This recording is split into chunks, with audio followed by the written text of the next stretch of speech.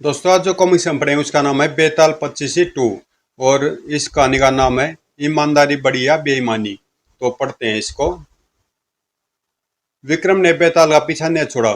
बेताल का पीछा करता वह मां शमशान में पहुंचा और सीरस के पेड़ से उल्टे लटके बेताल को उतारकर एक बार फिर अपने कंधे पर लाद कर वह अपनी राह चल पड़ा। मार्ग में बेताल ने उसे यह कहानी सुनाई। बहुत पहले देवराज इंद्र के दरबार में विघंट नामक एक गंधर्व रहता था। देवराज इंद्र उस पर बहुत विश्वास करते थे, इसलिए उन्होंने विघंट को कोषागार का प्रमुख नियुक्त किया हुआ था। एक बार इंद्र ने उसे एक माला दी। विघंट, इस माला को कोष में सुरक्षा के साथ रखवा दो, यह एक चमत्कारी माला है। जो आगे सूर्यराज, अगर आज्ञा हो तो एक बात पूछूं? अवश्य पूछो स्वामी। इस माला में ऐसी क्या विशेषता है? इससे तो कई गुना अधिक मूल्यवान मालाएं पहले से आपके कोषागार में मौजूद हैं। तुम इस माला के गुणों से परिचित नहीं हो, तभी तो ऐसा सोचते हो। विघंट, यह मूल्य माला मुझे एक योगी ने भेंट की थी।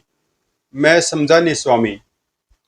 इस माला की विशेषता यह है कि जो कोई भी इसे पहनेगा उसकी प्रत्येक मनोकामना पूर्ण होगी। वह सदैव युवा रहेगा, बुढ़ापे का उस पर कोई असर न होगा।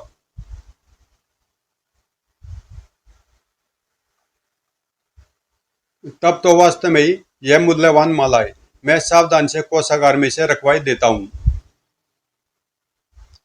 लेकिन चमत्कारी माला के गुण सुनकर विघंट की नीयत खराब हो गई। उसने माला को कोषागार में न जमा करके अपनी चपला नामक प्रेमी को दे दिया। लो चपला, आज मैं तुम्हारे लिए एक अमूल्य भेंट लाया हूँ। यह चमत्कारी माला तुम्हारी हर मनोकामना पूरी करेगी और तुम पर आयु का कोई असर न होगा। सच विघंट, तुम कितने अच्छे हो, इसीलिए तो मैं तुम्हें अपनी जान से भी ज्यादा चाहती हूँ। लेकिन चपला विघंट को धोखा दे रही थी। वह सुमुख नामक एक अन्य गंधर्व से प्यार करती थी। विघंट के जाते ही वह अपने दूसरे प्रेमी से मिली। बड़ा अच्छा मौका है, हाथ आया है सुमुख। हम दोनों आज इंद्रपुरी से प्रस्थान किए देते हैं। गंधर्व लोग पहुंचकर हम विवाह कर लेंगे और जीवन भर मौज करेंगे। फिर उसने सारी घटना सुमुख को कह सुनाई। सुमुख तुरंत राजी हो गया। तुम तैयार रहना चपला, आज रात किसी भी क्षण में तुम्हें लेने पहुंच जाऊंगा। फिर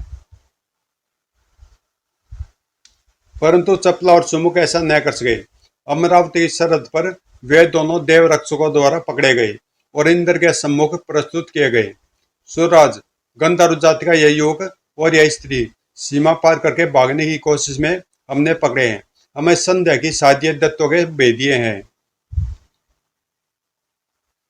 इंद्र ने चपला और सुमुख से बड़ी पूछताछ की। परिणामतः दोनों ने असलियत बयान कर दी। चपला के पास से माला बरामद कर ली गई। अपनी माला को चपला के पास देकर और विघंट द्वारा चोरी की खबर सुनकर देवराज कुपित उठे। उन्होंने उसी क्षण विघंट को दरबार में बुलाया। विघंट, वह माला कहाँ है? जी, कोषागार में। इंद्र ने माला हाथ में लहराई और चपला की ओर संकेत करते हुए बोला, यदि तुमने यह माला कोषागार में जमा करा दी थी तो फिर इस स्त्री के पास यह कहां से आई?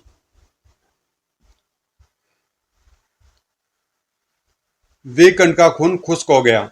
उसके पैर कांपने लगे। गिड़गिड़ाते हुए वह देवराज इंद्र के चरणों में गिज्जा गिरा। क्षमा कीजिए देव, मुझसे बहुत बड़ा अपराध हो गया। खूब, स्वामी से चोरी और ऊपर से झूठ बोलने की कोशिश। क्षमा, सिर्फ एक बार क्षमा कर दीजिए स्वामी। आइंदा से कभी ऐसा अपराध नहीं करूंगा। स्वामी से द्रोह करने वाले गंधर्व, मैं तुझे शाप देता हूँ। आज से तू देवलोक में नहीं रहेगा। तू मां पिशाच बनकर पृथ्वी पर भटकेगा और जिस प्रेयसी की वजह से तूने अपने स्वामी के साथ द्रोह किया है उसकी याद में तड़पेगा। वे घंट बहुत रोया, गिड़गिड़ाया, इंद्र से बहुत बहुत क्षमा मांगी। अंत में इंद्र कुछ नरम हुए। दिया हुआ साप वापस नहीं लौटाया जा सकता, पर तुम्हारी हालत पर तरस खाकर मैं तुझे एक उपाय देता हूँ कि कब और कैसे कैसे तुझे पिशाच योनि से मुक्ति मिल सकेगी। तब इंद्र ने उसे बताया, पिशाच योनि भोगते हुए जब कुछ कारण ऐसे बन जाए जिससे तेरे द्वारा जन कल्याण होने लगे तो समझ लेना तेरी पिशाच योनि समाप्त होने को है। और सांप के प्रभाव से वे उसी क्षण पिशाच बनकर भूमि पर आ गिरा। पिशाच बना विघंट अशांत भाव से पृथ्वी पर विचरण करने लगा और अंत में नर्मदा नदी के किनारे वाले एक घने जंगल में अपना बसेरा बनाकर रहने लगा। शीघ्र ही अनेक पिशाचों से उसका परिचय हो गया, जिन्होंने विघंट को अपना सरदार मान लिया। नर्मदा नदी के उस जंगल के एक छोर पर हरिपुर नामक एक गांव था, जिसमें सोमदेव और मंगलदेव नामक दो भाई रहते थे। मंगल ने हर बुराई द्वारा बहुत पैसा कमा लिया था। परिणाम स्वरूप वह गांव के साहूकार के रूप में जाना जाता था, जबकि सोमदेव एक ईमानदार लेकिन गरीब युवक था। वह बेईमानी को बहुत बड़ा अपराध मानता था। इसी बात पर अक्सर दोनों भाइयों में बहस छिड़ जाती थी। एक रात शरीरी विघंट मंगलदेव की छत पर आ बैठा। खिड़की से उसने दोनों भाइयों का वार्तालाप सुना। यदि तुम इसी तरह ईमानदारी के उसूलों पर चलते रहे तो कह देता हूं, एक दिन भूखों मर जाओगे। मुझे भूखों मरना मंजूर है, लेकिन बेईमानी से धन कमाना स्वीकार नहीं। आज के युग में बेईमानी में ही फायदा है। ईमानदारी का उसूल बहुत पुराना हो चुका। ईमानदारी आज भी जिंदा भैया। यदि सब लोग तुम्हारे आदर्शों पर चलने लगे तो एक दिन प्रलय आ जाएगी। मैं कहता हूं ईमानदारी बहुत बड़ी चीज है। और मैं कहता हूं बेईमानी सर्वोपरि है। तुम चाहो तो मेरी बात की पुष्टि भी कर सकते हो, लेकिन उसके लिए तुम्हें मुझसे शर्त लगानी होगी। कैसी शर्त? हम गांव के तीन अलग अलग व्यक्तियों से पूछते हैं कि ईमानदारी बड़ी है या बेईमानी। यदि तीनों ने एक ही जैसा उत्तर दिया तो जिसके प्रश्न की जीत हुई वही जीत जाएगा। फर्ज करो मैं जीत गया, तो उस हालत में तुम्हें अपना धन आदि सब कुछ मुझे सौंप देना होगा। और यदि तुम जीत गए तो तुम जो भी मांगोगे मैं दूंगा। मुझे मंजूर है। वीरगंट के प्रेत ने सुना तो वह खुशी से नाचने लगा।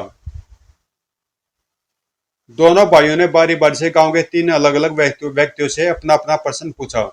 तीनों व्यक्तियों से उन्हें एक ही उत्तर सुनने को मिला। आज के जमाने में ईमानदारी को कौन पूछता है? बेईमानी बहुत बड़ी चीज है। फिर उन तीनों व्यक्तियों के वहां से चले जाने पर मंगलदेव ने सोम से कहा, मैं सत्य जीत गया। सोम, अब घर चलकर अपना सब कुछ मेरे हवाले कर दो। और इस तरह बेचारा सोमदेव अपना सब कुछ गंवा बैठा। उसकी जमीन, मकाने और धन आदि बड़े भाई ने हड़प लिए। सोमदेव मेहनत मजदूरी करके अपने बच्चों का पेट भरने लगा। सोमदेव के दुर्भाग्य से उसका उस साल वर्षा भी नहीं हुई, जिससे अकाल पड़ गया। लोग भूखों मरने लगे। सोमदेव का परिवार भी अकाल की छाया से न बच सका। सुनते हो, आज घर में अन्न का एक दाना भी नहीं है। बच्चे भूख से बिलख रहे हैं। भगवान, सारे गांव की यही हालत है। हर परिवार भूखा है। बताओ, ऐसी हालत में मैं क्या सकता हूँ।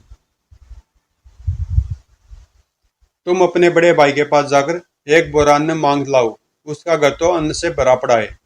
तुम कहते हो तो चला जाता हूँ, लेकिन मुझे उम्मीद नहीं कि मंगल मुझे अनाज दे दे। वह तो माँ बेईमान आदमी है। मुसीबत में अपने ही काम आते हैं। तुम जाकर तो देखो, शायद हमारे बच्चों की हालत पर उसे रहम आ जाए। सोमदेव बड़े भाई के घर पूछा। मंगल ने बड़े घमंड से पूछा, सुनाओ सोम, कैसे आए? भैया, घर में अन्न का एक दाना नहीं है। बच्चे भूख से बिलख रहे हैं। अगर एक बोरा अन्न दे दो तो बड़ी मेहरबानी हो जाए। हा हा हा, अपने आदर्शों से ही मांग लो ने। तुम तो बड़े आदर्शवादी बनते थे कि ईमानदारी बहुत बड़ी चीज है। देखा, अब तुम्हें अपने बड़े भाई के आगे हाथ पसारने ही पड़े ने। भैया, इस समय सवाल आदर्शों का नहीं है। मैं अन्न तुमसे उधार मांग रहा हूँ। जैसे उसे लौटाने की स्थिति में हुआ, लौटा दूंगा। मुझे मालूम है तुम इस स्थिति में नहीं हो कि अन्न मुझे लौटा सको। फिर भी तुम्हारे बच्चों पर रहम खाते हुए मैं तुम्हें एक बोरी अन्न दे दूंगा, परंतु उसके लिए एक शर्त है। यहाँ भी शर्त? खैर बताओ, मैं तुम्हारी वह शर्त भी पूरी कर दूंगा। एक बोरे अन्न के बदले तुम्हें अपनी एक आंख निकालकर मुझे देनी होगी। हे भगवान, इतनी कठिन शर्त, भैया मुझ पर रहम खाओ, इतनी कठिन शर्त न रखो। सोमदेव बहुत गिड़गिड़ाया, किंतु कठोर हृदय मंगल देव का दिल न पसीजा। वह अपनी जिद पर कायम रहा। हारकर सोमदेव को एक बोरे अनाज के बदले में अपनी एक आंख की कीमत चुकानी पड़ी। यह देखकर विगंड का प्रेत फिर खुशी से नाचने लगा। एक आंख गंवाकर अन्न का बोरा लिए सोमदेव घर पहुंचा तो पत्नी ने बहुत शौक व्यक्त किया। मुझे मालूम नहीं था कि तुम्हारा बड़ा भाई बेईमान होने के साथ साथ इतना पाषाण हृदय भी है। वह अपने छोटे भाई के साथ भी क्रूरता दिखाने से नहीं चूका। ईश्वर शीघ्र उसे दंड देगा। एक बोरा अन्न कब तक चलता? बोरे का अनाज समाप्त हो गया तो सोमदेव को पुनः अपने बड़े भाई के पास अनाज मांगने जाना पड़ा। इस बार मंगल ने उसे दूसरी आंख देने की शर्त रख दी। यदि तुम अपनी दूसरी आंख भी मुझे दे दो तो मैं तुम्हें 2 बोरे अनाज दे दूंगा। लाचारी में सोमदेव अपनी दूसरी आंख भी गंवाकर घर लौटा। दोनों आंखें खोकर सोमदेव भीख मांगने पर मजबूर हो गया। उसकी पत्नी उसे गांव से बाहर सड़क के चौराहे पर बिठाती और शाम होती लकड़ी के सहारे सोमदेव वापस घर लौटा था। सोमदेव दिन भर राहगीरों से भिक्षा मांगता। एक दिन अंधा सोमदेव मार्ग भटक गया और एक घनघोर जंगल में जा पहुंचा। लगता मार्ग भूल गया हूँ, शायद रात्रि हो गई है। आज रात इसी जंगल में काट लूं, सुबह कोई प्रयत्न करूंगा अपने घर जाने का। जंगली पशुओं के डर से सोमदेव एक पेड़ पर चढ़ गया और एक मोटी डाल पर जा बैठा। उस रात अमावस्या थी। विघंट और उसके साथी प्रेत उस रात पेड़ के नीचे जमा हुए और बातचीत करने लगे। विघंट ने पूछा, सुनाओ कुबड़े प्रेत, तुम्हारा कार्य कैसा चल रहा है? बहुत अच्छी तरह से सरदार, मैंने मंगलदेव की बुद्धि कुंठित कर दी है। 2 बोरे आटे के बदले उसने अपने छोटे भाई की दोनों आंखें निकलवा ली हैं। तुमने बहुत अच्छा काम किया है। हम प्रेतों का काम ही मनुष्यों को अधिक से अधिक तकलीफें देना है, लेकिन तुमने अभी अधूरा काम किया है। वह कैसे सरदार? वह ऐसे कि जैसे ही वह अंधा सोमदेव इस वृक्ष के नीचे पड़ी हुई ओस को अपनी आंखों पर लगाएगा, वह पुनः आंखों वाला हो जाएगा। लेकिन उसे पता लगी कैसे पाएगा? वह यहाँ तक पहुंचकर हमारी बातें कैसे सुन पाएगा? अब विघंट ने दूसरे काने प्रेत से पूछा, तुमने क्या क्या कारगुजारी की? सरदार, मैंने आसपास के सारे इलाके का पानी सुखा दिया है। अब लोग कई कई मील चलकर पानी लाने को मजबूर है। तुमने भी अच्छा कार्य किया है, लेकिन अधूरा। अधूरा कैसे सरदार? अधूरा इस तरह कि जो ही किसी को यह पता लग जाएगा कि समीप के गांव के पास वाली चट्टान हटा दी जाए तो वहां से इतना पानी निकलेगा कि लोगों की सारी जरूरतें पूरी हो जाएंगी। लेकिन इस बात को कोई जान ही कैसे सकेगा? यहाँ कर इस अंधेरी रात में, इस सुनसान जंगल में कोई हमारी बातें सुनने की हिम्मत ही नहीं कर सकता। फिर विघंट ने तीसरे लंगड़े प्रेत से पूछा, सरदार, मैंने हरिपुर नगर के राजा की इकलौती बेटी को अंधा कर दिया है।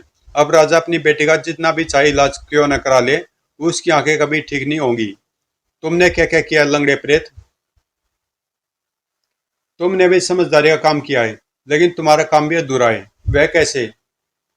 अधूरा यूं कि जैसे किसी को यह खबर मिलेगी कि इस पेड़ के नीचे पड़ी ओस आंखों पर लगा लेने से राजकुमारी की आंखें ठीक हो सकती है, वह उसकी आंखें ठीक कर देगा। लेकिन कोई यह बात जान ही कैसे सकता है? हम प्रेतों में से तो कोई उसे बताने से रहा। पेड़ पर बैठे अंधे सोमदेव ने सारी बातें सुनी। प्रेतों की जाति। वह पेड़ से उतरा और उस पेड़ के नीचे पड़ी ओस को अपनी आंखों से मलने लगा। अचानक उसकी आंखों की ज्योति लौट आई। मैं देख सकता हूँ, मेरी आंखें ठीक हो गई। अंधापन दूर होते ही सोमदेव ने अपने गांव का मार्ग पकड़ा। उसे मार्ग में एक बुढ़िया मिली जो दूर से पानी ला रही थी। दादी माँ, थोड़ा जल पिला दो, बड़ी जोर की प्यास लगी है। बेटा, मैं स्वयं बूढ़ी होते हुए भी बहुत दूर से जल लेकर आ रही हूँ। तुम्हें पिला दूंगी तो अपने लिए क्या ले जाऊंगी? दादी माँ, सिर्फ थोड़ा सा जल पिला दो। मैं वादा करता हूँ इस जल के बदले तुम्हें तथा तुम्हारे गांव वालों के लिए इतने जल का प्रबंध कर दूंगा कि फिर उन्हें जल लाने इतनी दूर नहीं जाना पड़ेगा। बुढ़िया ने उसे थोड़ा सा जल पिलाया।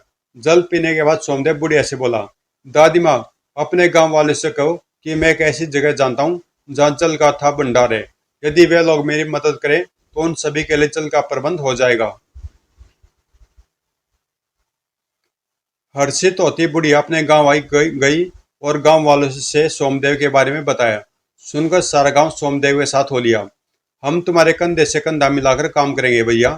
अब तुम हमें सिर्फ उस जगह का पता बता दो।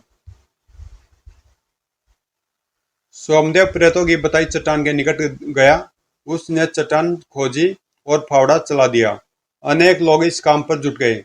देखते देखते जल की एक विशाल धारा फूट निकली। मिल गया, जल का भंडार मिल गया। गांव वालों ने सोमदेव को उपहारों से लाद दिया। हम तुम्हारे बहुत आभारी हैं भैया, कृपया ये बेटे स्वीकार करो। गांव वालों से उपहारों और एक घोड़ा लेकर सोमदेव ने हरिपुर का मार्ग पकड़ा। अभी उसने अंधी राजकुमारी को की भी आंखें ठीक करनी थी। हरिपुर नगर पहुंचकर, भैया महाराज का महल कौन सा है? मैं महाराज से मिलना चाहता हूँ। मैं वहीं जा रहा हूँ, मेरे साथ चले चलो। दोनों महल के दरवाजे तक पहुंचे। सिपाही उसे वहां छोड़कर चला गया। सोमदेव ने द्वारपाल से कहा, द्वारपाल, महाराज को खबर कर दो कि मैं उनकी बेटी की आंखें ठीक कर सकता हूँ। द्वारपाल अंदर गया। उसने सोमदेव के आगमन और मिलने की इजाजत मांगने के बारे में पूछा। महाराज, महल के बाहर एक युवक आपसे मिलने की इजाजत मांग रहा है। आगे आओ तो अंदर लिवा लाऊं। तुमने कारण पूछा, वह किस लिए हमसे मिलना चाहता है? महाराज, वह युवक कहता है कि वह राजकुमारी की आंखें ठीक कर सकता है। यदि ऐसा है तो उसे तुरंत आदर पूर्वक यहाँ ले आओ। द्वारपाल बाहर पहुंचा और आदर पूर्वक सोमदेव को लिवा लाया। महाराज, सुना राजकुमारी की आंखों की ज्योति चली गई है और आपने अनेक वैद्यों को दिखाया है, फिर भी वे उसका इलाज नहीं कर सके हैं। यदि मैं आपकी बेटी को अच्छा कर दूं तो तुम जो भी चाहोगे मैं तुम्हें दे दूंगा। राजपाट, धन दौलत, जो भी तुम मांगो। हाँ नौजवान, यही बात है। वैद्य हकीम दवाई लेकर थक चुके हैं। वैद्य हकीम दवाई देकर थक चुके हैं, लेकिन मेरी बेटी को जरा भी आराम नहीं पहुंचाए। यदि मैं आपकी बेटी को अच्छा कर दूं तो तुम जो भी चाहोगे मैं तुम्हें दे दूंगा। राजपाट, धन दौलत, जो भी तुम मांगो। सोमदेव को राजकुमारी के कमरे में पहुंचाया गया। सोमदेव ने राजकुमारी की आंखें देखी। महाराज, कल प्रातःकाल यदि आप राजकुमारी को मेरे साथ जंगल में भेज दें तो ये ठीक हो सकती है। इसका प्रबंध हो जाएगा। बल्कि हम भी तुम्हारे साथ चलेंगे। जैसे भी हो, मेरी बेटी की आंखें ठीक होनी चाहिए। बहुत प्रातः सोमदेव राजा और राजकुमारी के साथ एक पालकी में बैठकर उस जंगल में उसी पेड़ के नीचे पहुंचा जहां उसने प्रेतों का वार्तालाप सुना था। महाराज, इस पेड़ के नीचे पत्तों पर जमी ओस को राजकुमारी की आंखों पर मलिए। ईश्वर ने चाहा तो राजकुमारी की आंखें अभी ठीक हो जाएंगी। और फिर जैसी राजकुमारी ने ओस अपनी आंखों पर मली, तुरंत ही उसकी आंखें ठीक हो गई। ओह, मैं देख सकती हूँ। पिताजी, मैं ठीक हो गई। मेरी नेत्रों की ज्योति ठीक हो गई। राजा ने सोमदेव का बहुत बहुत आभार माना। उन्होंने उसे इतने उपहार दिए कि कई बैलगाड़ियों में लाद कर ही सोमदेव उन्हें घर ला सका। घर पहुंचकर सोमदेव ने दरवाजा खटखटाया। उसकी पत्नी ने दरवाजा खोला और सोमदेव को भला चंगा देखकर उसे अपार खुशी हुई। सोमदेव ने उसे सारी बातें बताई तो उसकी प्रसन्नता का ठिकाना नहीं रहा। आखिर भगवान ने हमारी सुनी ली। आपके गायब हो जाने के बाद तो हम सब निराश हो गए थे कि शायद अब जीवन में आपसे मुलाकात न हो सकेगी। लेकिन ईश्वर जो करता ठीक ही करता है। अंत में जीत सच्चाई की ही होती है। हाँ प्रिय, उसके घर देर है अंधेर नहीं। मंगलदेव ने जब सुना तो वह भी सोमदेव से तुरंत मिलने पहुंचा। सोमदेव का घर धन से भरा देखकर उसे बहुत जलन हुई। क्यों सोम, तुम्हारी आंखें बिल्कुल ठीक कैसे होगी? वो तुमने इतना धन यकायक कहां से प्राप्त कर लिया? सज्जन, सोमदेव ने सब बातें सच सच बता दी। लालची और बेईमान मंगलदेव उसी रात उस जंगल की ओर रवाना हो गया। लेकिन रात को जब वह पेड़ पर छुपा बैठा था तो पत्ते खड़कने की आवाज से पेड़ के नीचे जमा प्रेतों को उसकी उपस्थिति का पता लग गया। इस बार उन प्रेतों ने वीरगंठ का प्रेत नहीं था। लगता कोई व्यक्ति हमारी बातें सुन रहा है, उसे नीचे खींच लो और मार डालो। आज रात के भोजन के लिए पर्याप्त हो जाएगा। प्रेतों ने तुरंत उसे नीचे खींच लिया और उसके टुकड़े टुकड़े करके खा गए। सोमदेव का शेष जीवन खूब आराम से बीता। सारी कहानी सुनाकर बेताल ने विक्रम से पूछा, कहानी तुमने सुन ली राजन, अब यह बताओ, सांप से प्रेत बने विघंट नामक गंधर्व का प्रेत जब भी कोई बुरी बात सुनता था, क्यों खुश होता था? क्यों खुश होता था? जैसे सोमदेव के सत आते वक्त, सोमदेव की आंखें निकलते वक्त वह इतना खुश हुआ था कि नाचने लगा था। क्या कारण था उसके खुश होने का? यदि तुम जानते हो भी इसका उत्तर नहीं दोगे तो तुम्हारे सिर के टुकड़े टुकड़े हो जाएंगे। बेताल, वीरगंठ को शाप देते वक्त इंद्र ने उसकी प्रार्थना पर यह कहा था, पिशाच योनि भोगते हुए जब भी ऐसे कांड समय बनने लगे जिनसे जन कल्याण होता हो तो समझ लेना शीघ्र ही तुम्हारी मुक्ति हो जाएगी। वीरगंठ की खुशी का कारण यही था कि अनजाने में मंगलदेव के द्वारा वे कांड पैदा हो रहे थे। उस रात पेड़ पर बैठे अंधे सोमदेव को भी वह जान गया था और उसने उसे सुनाकर ही प्रेतों से प्रश्न उत्तर और उपाय पूछे थे। तुमने बिल्कुल ठीक उत्तर दिया राजा, बिल्कुल यही हुआ था। भले कर्म करने के कारण पिशाच बना विकंठ भी शाप मुक्त हो गया था और उसे पुनः इंद्र के दरबार में स्थान मिल गया था। लेकिन अनजाने में से तुमने अपना मौन भंग कर दिया, इसलिए मैं चला पुनः अपने स्थान की ओर। हा हा हा। तो दोस्तों, ये स्टोरी भी यहीं समाप्त होती है और इसकी अगली स्टोरी है ब्राह्मण का पश्चाताप। तो मैं इसकी अलग से वीडियो बना दूंगा।